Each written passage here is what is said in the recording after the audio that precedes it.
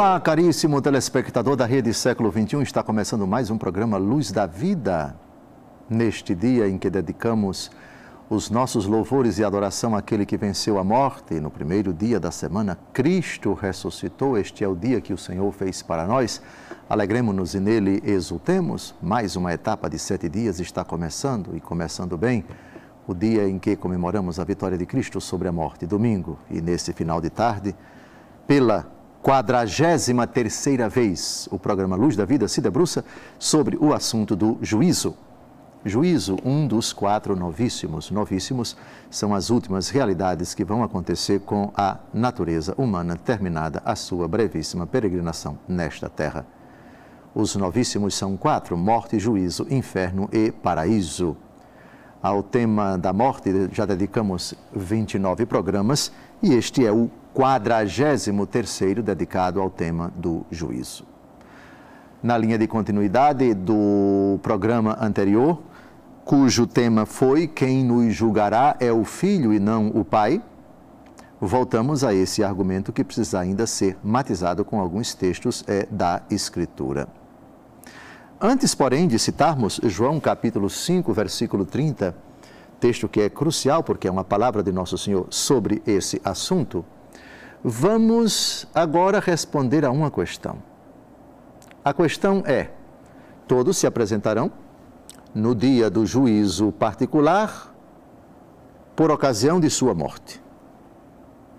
Hebreus capítulo 9, versículo 27, está escrito que o homem morra uma só vez, depois do que segue-se o juízo.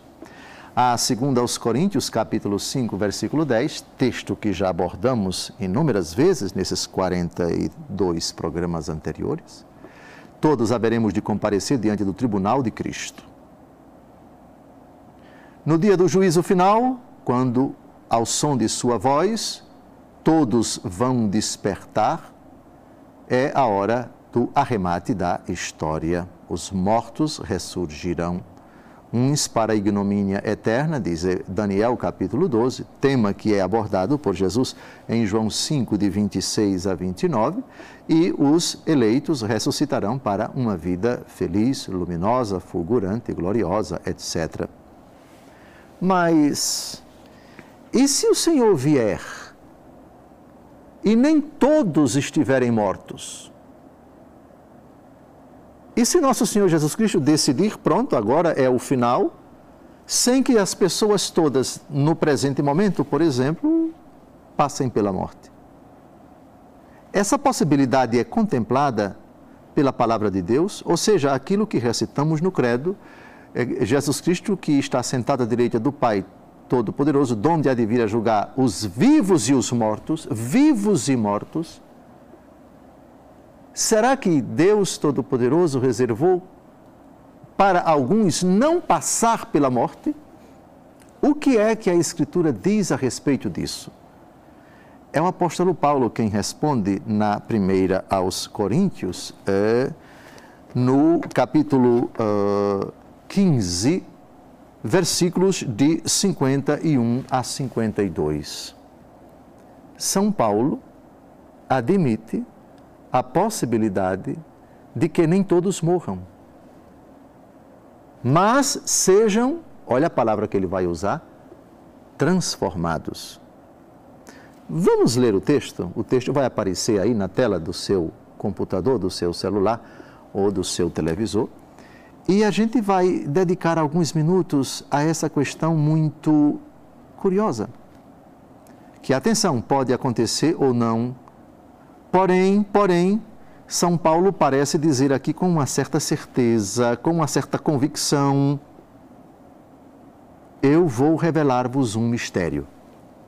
Será que Deus Todo-Poderoso, com isso, indicou a São Paulo que quando ele vier para julgar todos, alguns não passarão pela morte?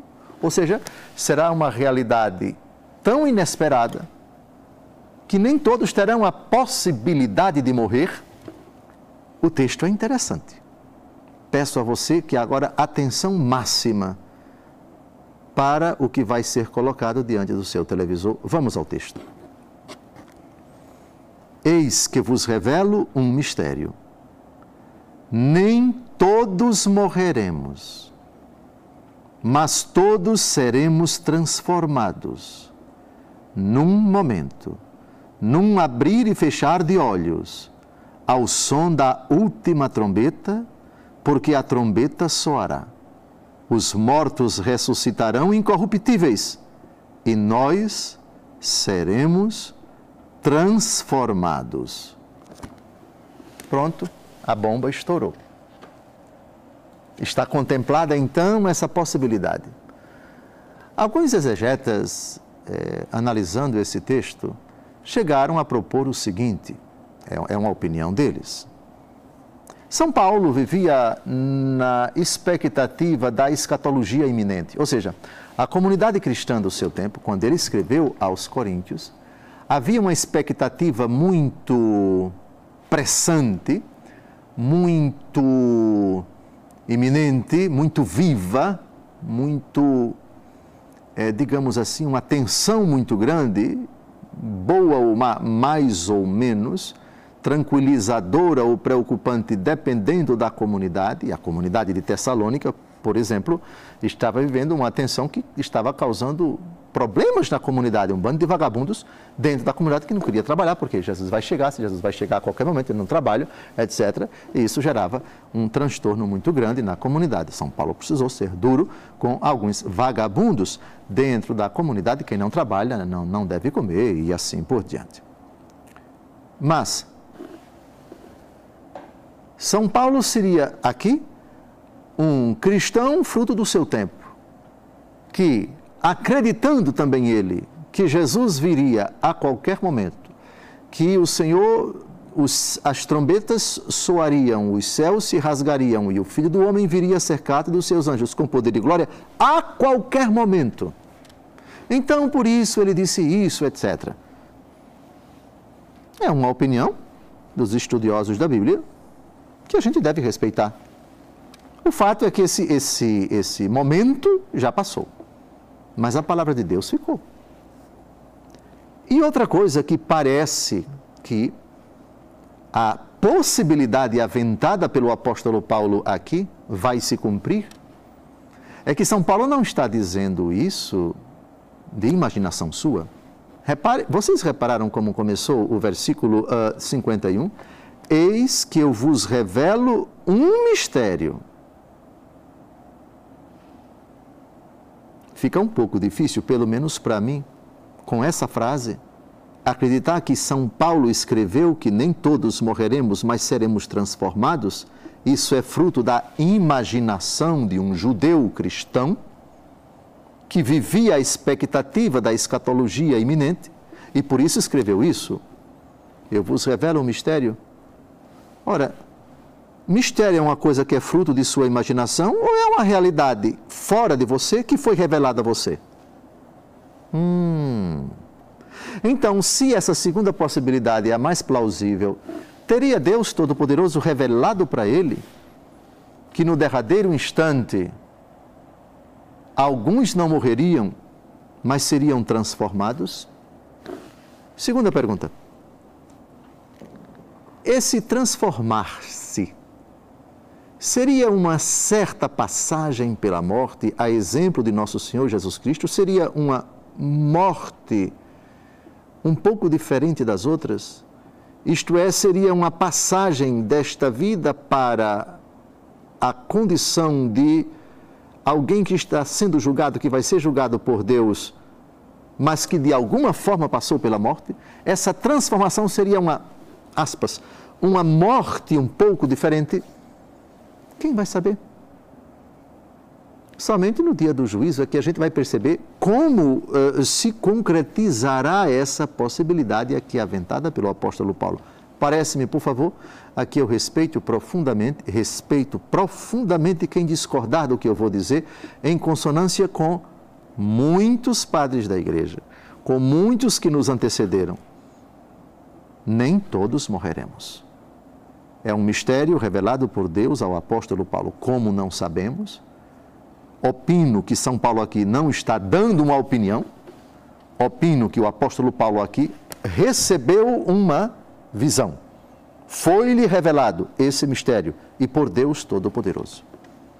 Permanecerá sempre um mistério em que consiste essa transformação. Os mortos ressuscitarão incorruptíveis e nós seremos transformados.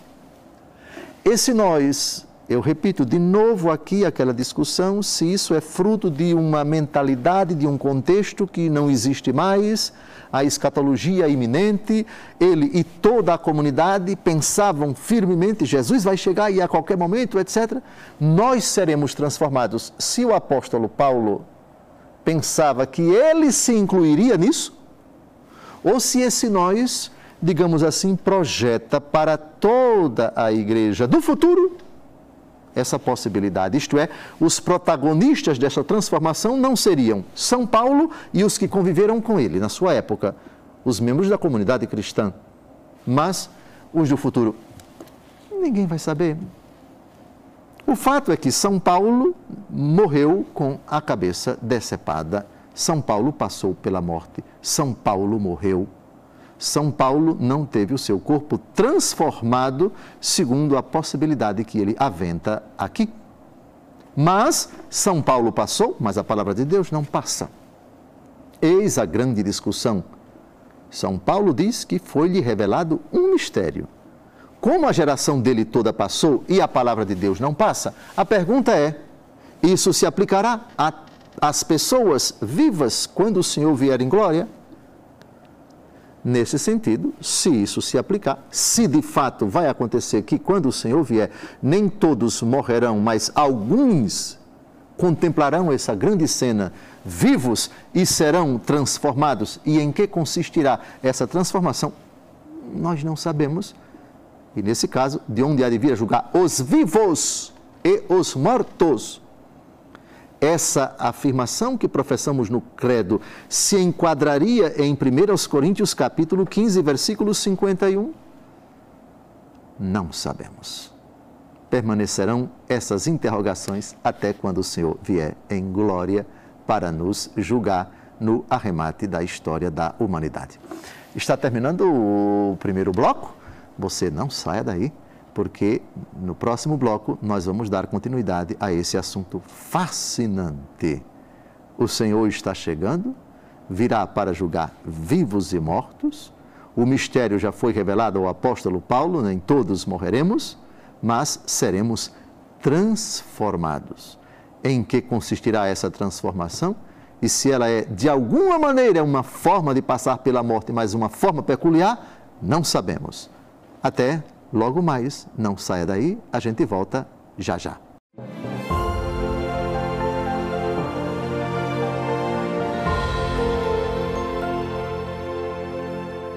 Olá, caríssimo telespectador da Rede Século XXI, obrigado por ter permanecido conosco. Depois desse breve intervalo, está começando o segundo e último bloco do nosso encontro, programa Luz da Vida, encontro semanal que, pela 43ª vez se debruça sobre o tema do juízo. Juízo, um dos 4 novíssimos. Novíssimos são as últimas realidades que acontecerão com a natureza humana, terminada a sua breve peregrinação aqui na Terra. São 4 os novíssimos: morte, juízo, inferno e paraíso. Ao tema da morte, já dedicamos 29 programas, e ao tema do juízo, este é o 43º programa. Agora nós vamos tratar esse segundo bloco, vai ser inteiramente em cima de um versículo, dedicado a um versículo do Evangelho segundo João, e precisamente capítulo 5, versículo 30, que mostra a impotência de Jesus no dia do julgamento. Ele que vai julgar vivos e mortos, ele que vai presidir o julgamento individual, juízo particular, ele quem vai presidir o julgamento de toda a humanidade, juízo final.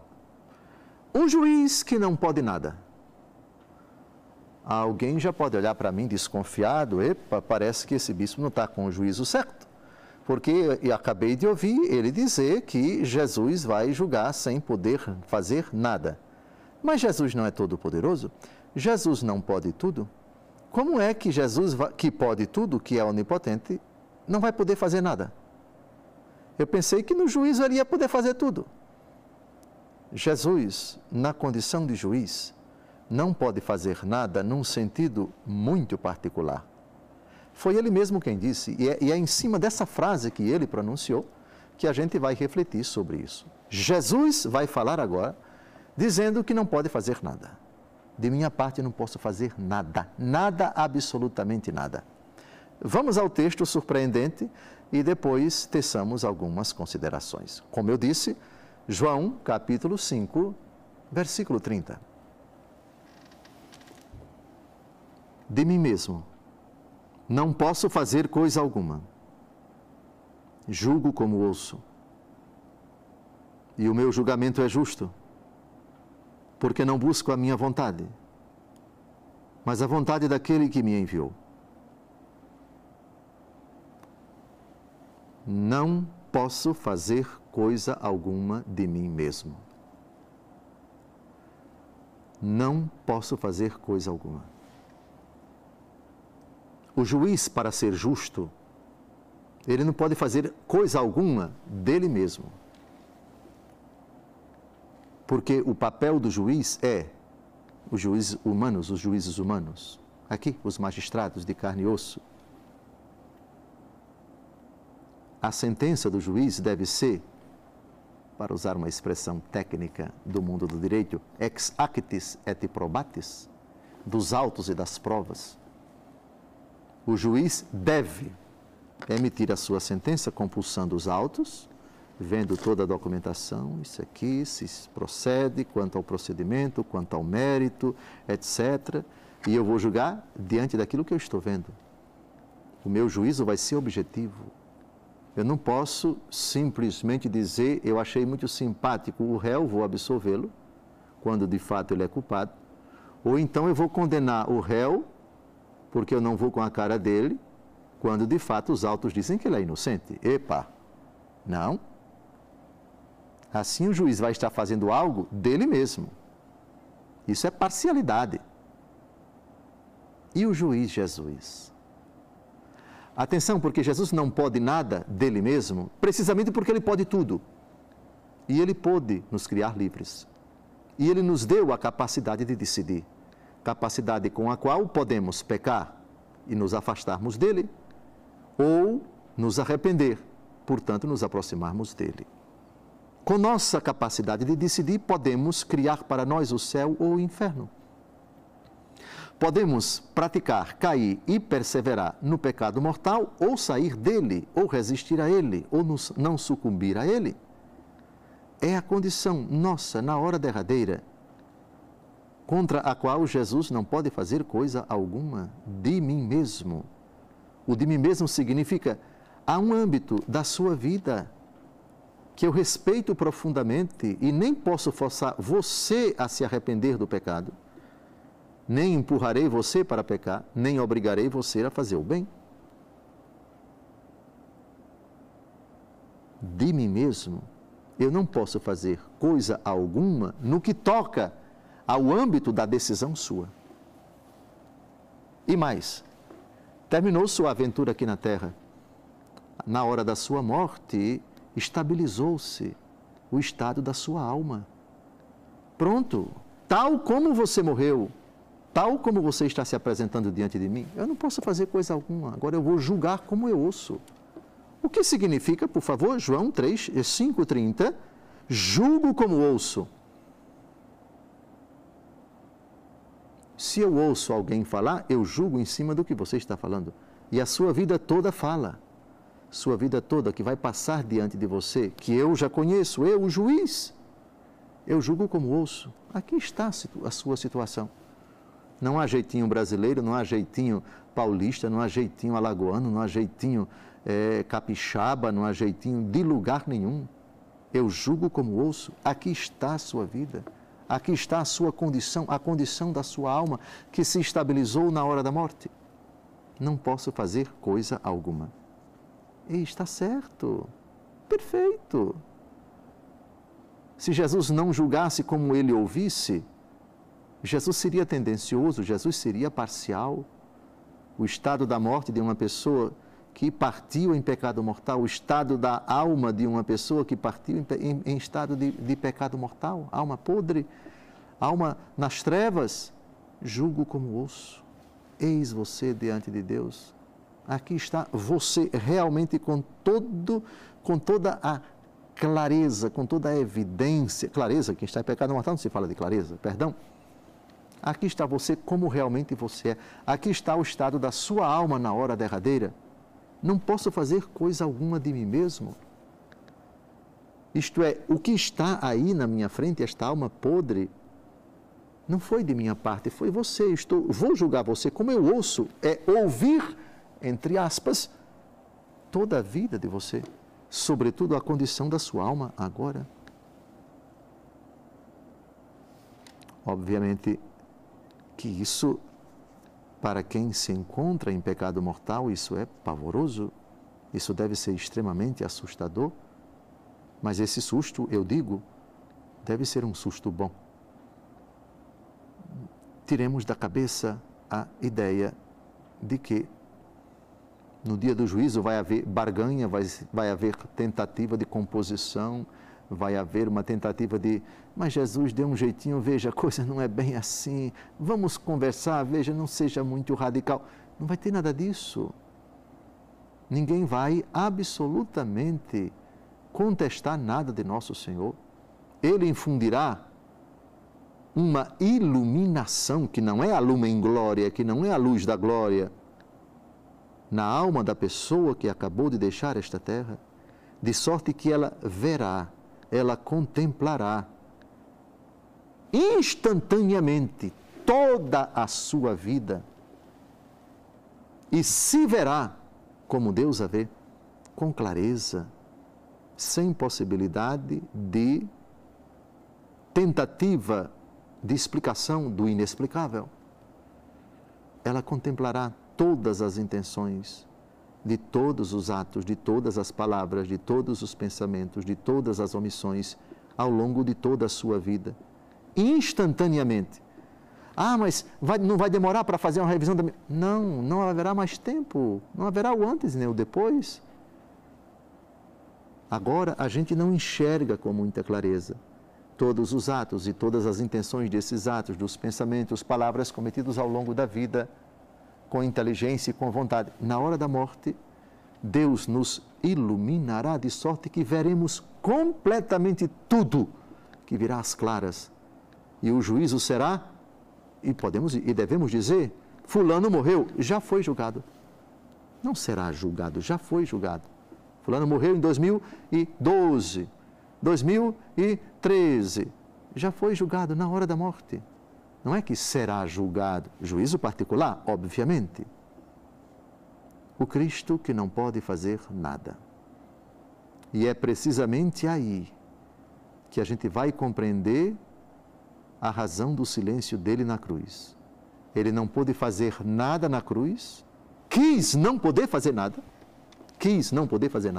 Ele que disse aos apóstolos, bainha a tua espada, guarda a tua espada, tu não achas que eu poderia pedir ao Pai que legiões de anjos viessem me defender? E Jesus quis ser impotente, e acabou sendo, e foi assim até a morte e morte de cruz. Silenciou, não pôde fazer nada, de mim mesmo não posso fazer coisa alguma. Mas é aí que reside o problema. Precisamente com essa iluminação que o Senhor infundirá nas almas de todos na hora do seu desenlace, ninguém vai nem contestar, porque diante de Deus ninguém pode esconder nada. Todas as intenções secretas, todas as coisas que mantivemos escondidas aos olhos dos homens, que pensávamos que estavam escondidas aos olhos de Deus, tudo será colocado numa clareza tremenda. E Jesus respeitará. Esse respeito profundo pela decisão da pessoa que deixou esta terra ou em estado de graça ou em pecado mortal, não posso fazer coisa alguma. Até para, vamos imaginar teoricamente, o diabo que acabou de presenciar a partida de uma pessoa em estado de graça. Diabo, se a pessoa está em estado de graça, deixe-me levá-la para... Não posso fazer coisa alguma. Eu vou julgar como eu ouço, e o que está aqui diante de mim é uma alma pura, é uma alma em estado de graça. Não posso fazer coisa alguma. E meu julgamento é justo porque não busco minha vontade, mas a vontade daquele que me enviou. E a vontade daquele que o enviou, que é o Pai, é que não se perca nenhum daqueles que foram dados para ele, disse o próprio Jesus. E se alguém deixou esta vida em pecado mortal, foi por decisão dele, não porque Jesus Cristo não deixou algo a desejar quando morreu na cruz por todos os pecadores. É tema assustador, sem dúvida alguma. Está terminando mais um programa. Desejo a você uma semana abençoada. Se Deus quiser, no próximo encontro, nós vamos abordar uma outra questão muito sugestiva. É a palavra que vai nos julgar no último dia. Palavra, não apenas a palavra encarnada, mas a palavra que foi anunciada e chegou aos nossos ouvidos. Isso tem uma repercussão muito grande na nossa vida. Estamos avançando, chegando perto do final do estudo desse fascinante tema do segundo novíssimo, que é o juízo, juízo particular e juízo final. Uma santa e abençoada semana. Até o próximo domingo, se Deus quiser.